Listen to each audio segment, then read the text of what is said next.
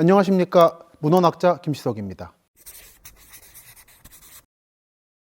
1억 있으면 어디 살면 좋겠습니까? 질문 많이 받습니다만 답은 없다.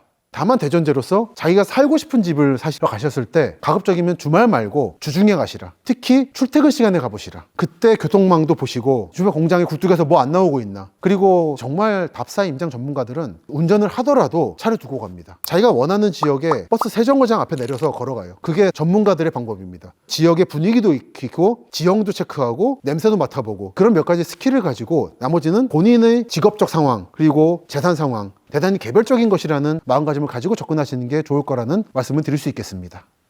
남들이 좋다고 하는 데가 사실은 위험할 수 있다는 것을 가장 잘 보여주는 데가 서울 강남이라 말씀드렸습니다. 저는 숲세권을 산사태 위험지역이라 부르고 있습니다. 발상을 전환하셔야 돼요. 우리가 사는 지역은 안전하다 생각을 버리시고 더 꼼꼼하게 보셔야 됩니다. 바로 얼마 전에도 SNS로 아는 분이 이사 가래요 그러는데 연약집안이라 소문이 있다 상담하시더라고요. 그래서 저는 그분께 저 같으면 안 삽니다라고 하고는 링크를 보내드렸죠. 그런 부분들은 여러분이 구글에서 원하시는 지역이나 아파트 플러스 연약집안, 오염 등을 넣어서 검색하시면 나옵니다. 부동산 앱만 믿고 들어가지 마시라 라는 말씀을 드리고 싶네요.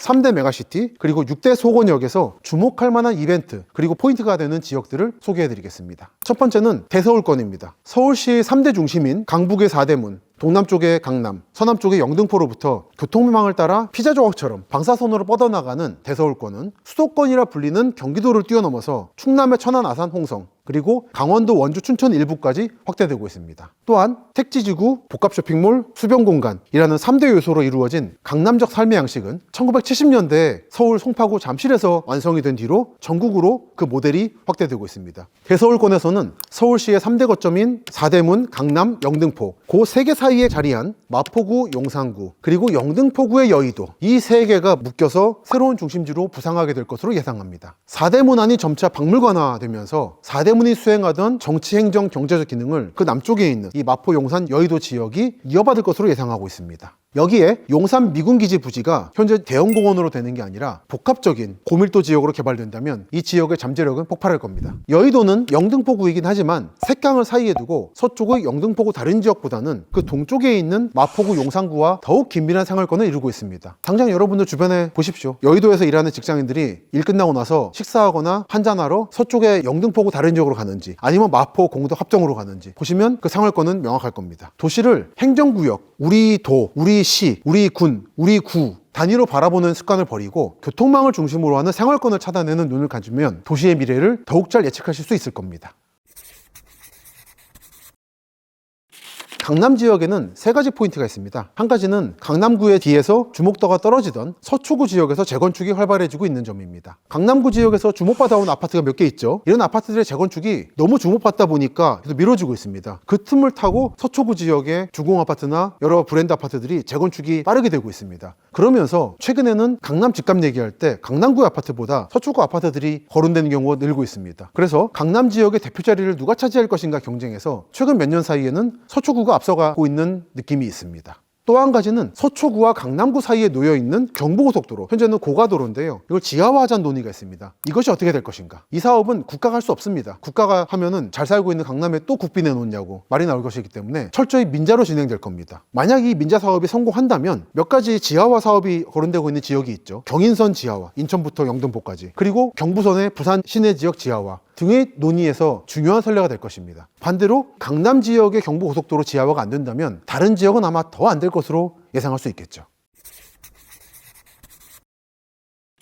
서울의 3번째 중심인 영등포권은 인천 및 부천과 관련을 맺으며 성장해 왔습니다. 하지만 이런 발전축에 앞으로 근본적인 변화가 생길 겁니다. 영등포구에서 경기도 화성시까지 이어질 것으로 예상되는 신안산선, 그리고 한강 이북의 경기도 고양시에서 영등포를 지나 남쪽으로 충남 홍성까지 이어질 서해선입니다. 이 노선이 완성되면 기존에 다니던 장항선이 지선이 되고 서해선이 본선이 될 거예요. 특히 이 서해선은 그간 철도의 소외 지역이었던 서해안 지역에 놓이다 보니까 화성 서부, 평택 서부, 아산 서부, 당진 동부 등을 미래 한국에서 가장 주목되는 지역으로 부상시킬 폭발력을 가지고 있습니다. 고속철도를 통해서 충청남도 천안시와 아산시 일부가 대서울권에 편입되고 있는데 이 서해선을 통해서 차량산맥 서북 쪽의 충남 내포 지역이라고 합니다. 이 내포 지역이 전체적으로 대서울의 최전방으로서 자리매김할 것이 예상됩니다. 마지막으로 원주시는 대서울권의 동쪽 끝이자 동부 내륙 속권의 거점 도시로서 중요성을 더하고 있습니다. 동부 내륙 속권과 대서울권이 만나고 있는 지점으로서의 원주시에 대해서 여러분들이 주목하실 필요가 있습니다. 현재 원주시에는 세 곳의 KTX역도 자리하고 있습니다. 만종역, 원주역, 서원주역이죠. 각 철도역과 거점 도시 간의 거리가 좀 애매해서 차량으로는 접근이 좀 편리합니다만서도 대중교통이 없다는 게 단점이긴 한데, 그렇긴 하지만 중앙선 개량공사가 조만간 완공이 되죠. 그러고 나면 대서울권의 최전방으로서의 원주의 미래가 지금보다 한층 더 주목되게 될 것입니다. 그리고 더 중요한 것이 원주의 중요성이 커지면 중부 내륙 속권이 전체적으로 대서울권의 영향력 하에 놓이게 될 가능성도 있습니다. 예를 들어 제천이나 단양, 영주 등이죠. 그 다음 동남권 메가시티는 한국의 콤비나트입니다. 단순히 공업시설이 밀집해 있어서가 아니라 한국의 최후방이자 마지노선에 핵심 공업시설들이 밀집해 있다는 점에서 한국의 사활이 걸려있는 지역입니다. 현재 이 지역에서는 인구가 줄고 있다라는 문제가 논의되고 있습니다. 하지만 이 동남권 지역의 인구 문제하고 동남권 지역의 중요성은 다른 문제입니다. 오히려 신냉전이 본격화되면서 이 동남권 메가시티의 군사적 중요성은 커지고 있고 메가시티의 지역적 범위도 확장되고 있습니다. 남해안이죠. 창원, 사천, 진주, 순천, 고흥의 방위산업과 우주산업은 이 지역의 미래를 만들고 있습니다. 부산 쪽을 보면은 현재 동해선이 개통되면서 울산 인구를 빨아들이고 있습니다. 본인 지역과 주변 지역이 어떤가를 비교해야 돼요. 근데 한국의 세계관이 서울이 어떤데 우리는 어떻다만 있다 보니까 자기 지역이 주변 지역에서 어떤 위상을 차지하고 있는가에 대해서 관심이 소홀한 면이 있습니다. 그 결과 악순환에 따라서 더욱더 수도권을 향해서만 관심과 인프라가 집중되는 나쁜 결과를 낳고 있죠. 한편 동남권 메가시티에 바닷가를 매립해서 택지를 만드는 과정에서 연약지반 문제가 항상 따라다녔습니다. 부산의 녹산공단 등에서는 짓는 중에 건물이 기울었다는 얘기도 있고요. 그리고 부산일보가 보도를 했듯이 명제신도시도 상당히 위험한 상황이라고 합니다만 안타깝게도 문제가 획기적으로 개선됐다는 이야기는 듣지 못하고 있습니다. 한국은 시민 개개인의 안전을 위해서 만들어진 게 아니라 북한, 중국이라고 하는 독특한 군사정권과의 대립 속에서 국가 생존을 목적으로 해서 운영되어 국가이기 때문에 시민 개개인의 안전에 대해서는 말하자면 각자 도생이에요. 현실의 위협을 도외시한 선전들이 넘쳐나고 있습니다. 그 하나가 연약지반인 거죠. 세 번째 메가시티인 중부권은 국가라는 산업을 지닌 대전, 세종, 청주, 계룡, 논산 등으로 이루어져 있고 장차 교통망의 확충을 따라서 경상북도 및 전라북도 일부까지 포괄할 것으로 예상하고 있습니다. 이쪽 분들은 충청도 메가시티를 말씀을 쓰고 싶어 하세요. 근데 제가 감히 말씀드린 게 충청도는 여러분 충청분들이 생각하시는 것 이상으로 중요한 지역이다.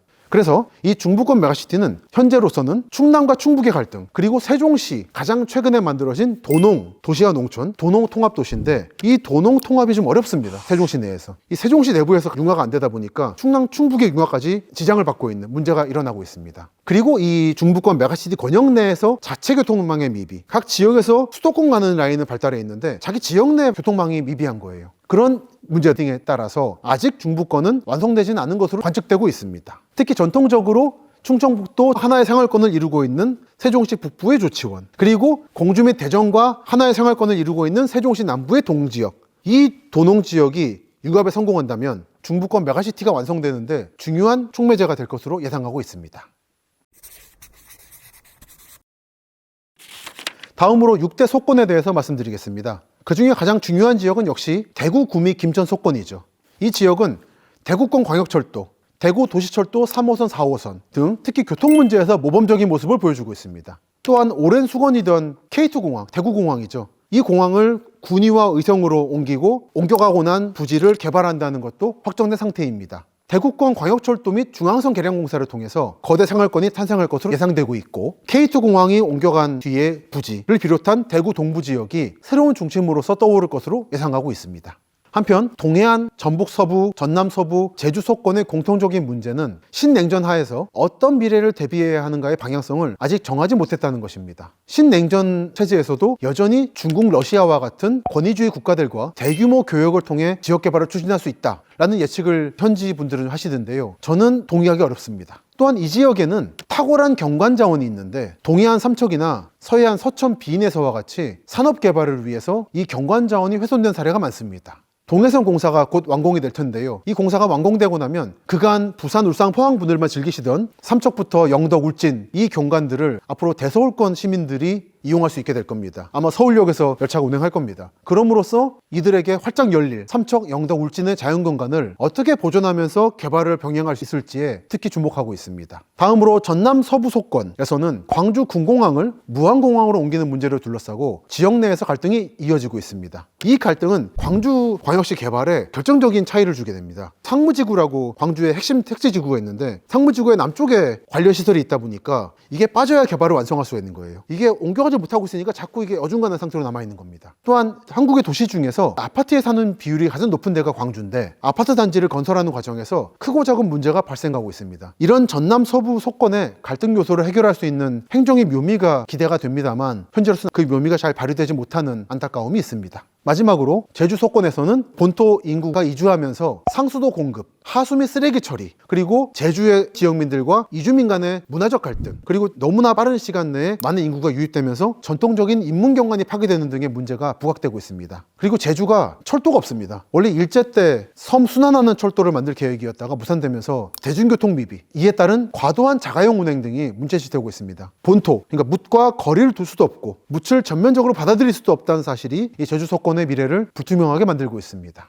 제가 존경하는 부동산 전문가 김학렬이라는 분이 계신데 빠숑님이라고, 그분이 참 좋은 말씀 하셨어요. 집은 자기가 필요할 때가 구입할 최적기라고. 집은 기본적으로는 내가 거주하는 곳입니다. 그리고 앞으로는 사면 오른다라는 거는 많이 깨질 겁니다. 양극화되고 있거든요. 고민하지 마시고 구입할 수 있을 때 구입하세요. 저도 지금 무주택자로서 늘 고민을 하고 있는데 일정 정도 금액이 모이면 저는 그때 살 겁니다. 그냥. 오늘 제가 준비한 내용은 여기까지입니다. 오늘 드린 말씀이 재미있으셨다면 구독과 좋아요, 알림 설정 부탁드립니다. 감사합니다.